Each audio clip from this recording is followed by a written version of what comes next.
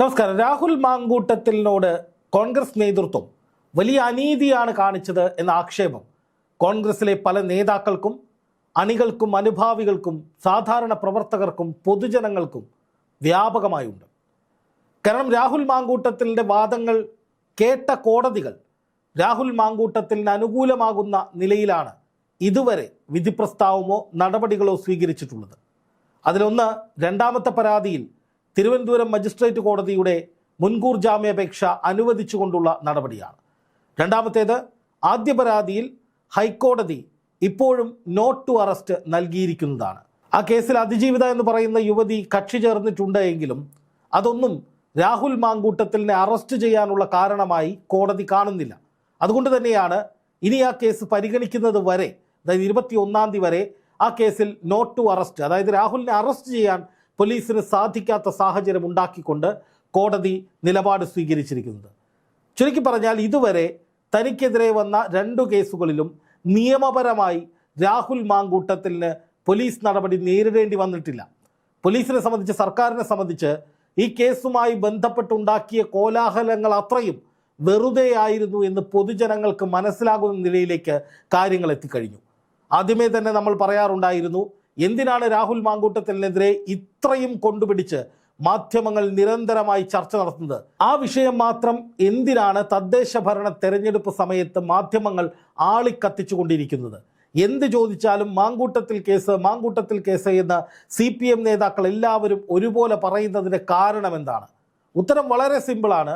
രാഹുൽ മാങ്കൂട്ടത്തിനെതിരെ ആ പരാതികൾക്ക് ശേഷമുണ്ടായ ഗൂഢാലോചന, അത് CPMനെ രക്ഷിക്കാൻ, സർക്കാരിനെ രക്ഷിക്കാൻ വേണ്ടി ബോധപൂർവം തയ്യാറാക്കിയ തിരക്കഥയുടെ ഭാഗമായിരുന്നു എന്ന് സംശയിക്കേണ്ടി വരും.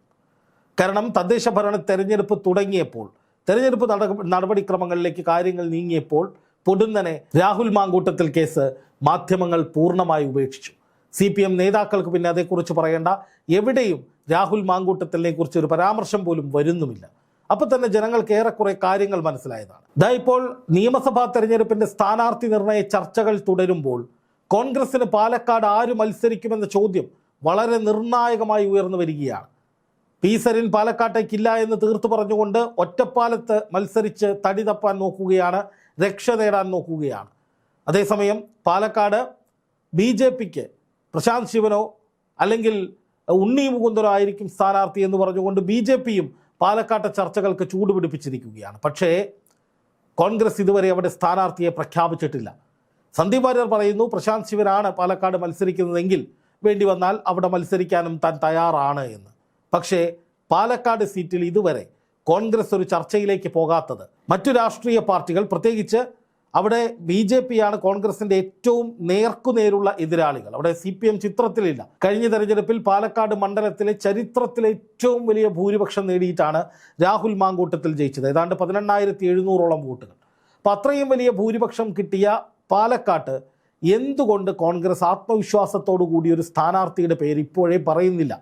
BJP, നേരെ എതിരാളികളായിട്ടുള്ള BJP അവിടെ പ്രശാന്ത് ശിവനായിരിക്കും അല്ലെങ്കിൽ ഉണ്ണി മുകുന്ദൻ വരാൻ സാധ്യതയുണ്ട് എന്ന മട്ടിലൊക്കെയുള്ള ചർച്ചകൾ ചൂടുപിടിപ്പിച്ചിരിക്കുന്നു. അതായത് പാലക്കാട് മണ്ഡലം പിടിച്ചെടുക്കാനുള്ള നീക്കങ്ങൾ ഞങ്ങൾ തുടങ്ങി എന്ന് BJP പല രൂപത്തിൽ പറഞ്ഞുകൊണ്ടിരിക്കുകയാണ്. അപ്പോൾ എന്തുകൊണ്ട് സ്വാഭാവികമായിട്ട് കോൺഗ്രസ് ഇതേക്കുറിച്ച് പറയുന്നില്ല എന്നുള്ള ചോദ്യം വളരെ പ്രസക്തമാണ്. ആ ചോദ്യത്തിന് ഉത്തരമാണ് രാഹുൽ മാങ്കൂട്ടത്തിന് വേണ്ടി തന്നെ ആ മണ്ഡലം ഒഴിച്ചിട്ടിരിക്കുകയാണോ എന്ന സംശയം. അതായത് രാഹുൽ മാങ്കൂട്ടത്തിലിനെ പിന്തുണയ്ക്കുന്ന പല നേതാക്കളും രാഹുൽ മാങ്കൂട്ടത്തിൽ തിരിച്ചു വരണം, എന്തിനാണ് രാഹുലിനെ കോൺഗ്രസിൽ നിന്ന് പുറത്താക്കിയിരിക്കുന്നത് എന്ന് ചോദിക്കുന്ന പല നേതാക്കളും പാർട്ടിയുടെ പ്രധാനപ്പെട്ട നേതാക്കളുമായി ചർച്ചകൾ നടത്തുന്നുണ്ട്.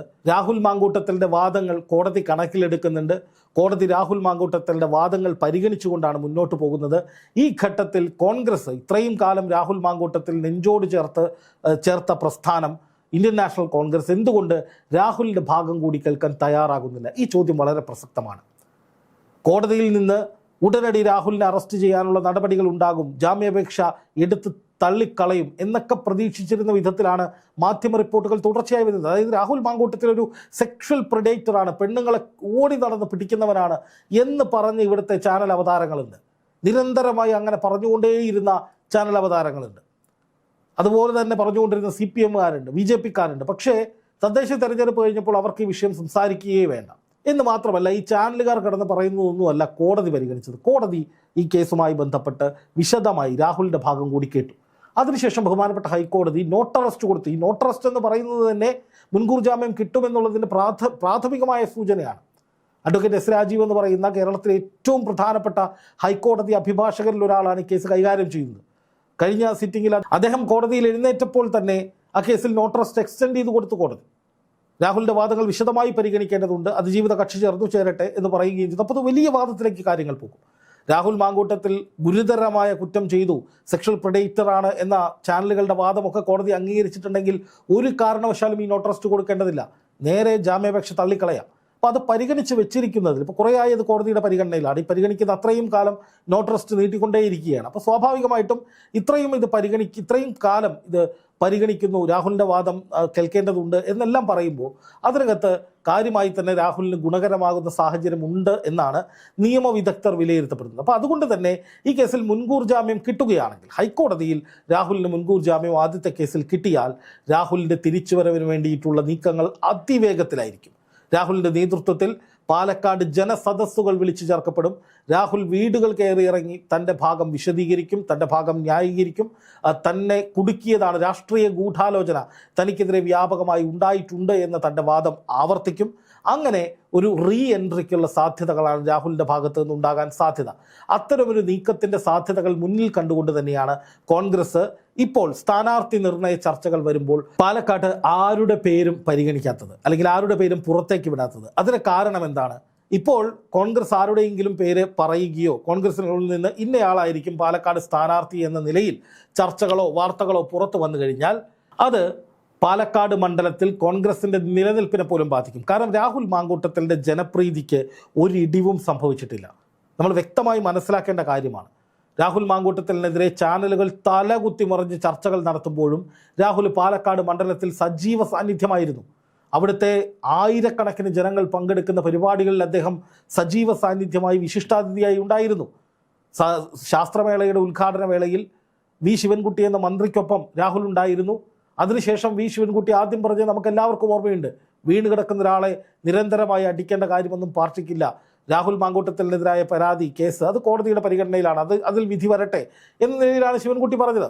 ഐഷ പോറ്റിയും അതുപോലെ തന്നെ CPIയുടെ നേതാവായിരുന്ന ശ്രീന കുഞ്ഞമ്മയും ഒക്കെ അവർ കോൺഗ്രസിലേക്ക് വരുന്നതിന് മുമ്പ് തന്നെ രാഹുൽ മാങ്കൂട്ടത്തിൽ വിഷയത്തിലൊക്കെയുള്ള നിലപാടുകൾ നമ്മൾ കണ്ടിട്ടുള്ളതാണ്. അപ്പോൾ സ്വാഭാവികമായിട്ടും CPMനുള്ളിൽ പോലും ഈ പറയുന്ന രാഹുൽ മാങ്കൂട്ടത്തിനെ കടന്നാക്രമിക്കുന്ന രീതികളോട് പല വിയോജിപ്പുകളുമുണ്ട്. കാരണം മുകേഷിനെതിരെയൊക്കെ പരാതി വന്ന സമയത്ത്, കേസ് വന്ന സമയത്ത്, വെളിപ്പെടുത്തൽ വന്ന സമയത്ത് CPM എടുത്ത നിലപാട് കോടതിയുടേതാണ് അന്തിമ തീരുമാനം, അത് വരുന്നതുവരെ വെയിറ്റ് ചെയ്യുക എന്നുള്ളതായിരുന്നു. അപ്പോൾ ഇവിടെയും അത് തന്നെ വേണ്ടേ എന്നുള്ള ചോദ്യം വളരെ പ്രസക്തമാണ്. രാഹുൽ മാങ്കൂട്ടത്തിന് മറ്റ് നേതാക്കൾക്ക് സമാനമായ കേസുകളിൽ ആരോപണ വിധേയരായ മറ്റൊരു നേതാവിന് കിട്ടുന്ന പരിഗണനയോ അല്ലെങ്കിൽ ഏതെങ്കിലും തരത്തിലുള്ള സാവകാശമോ മാങ്കൂട്ടത്തിന് കൊടുക്കാൻ പാർട്ടി തയ്യാറായിട്ടില്ല.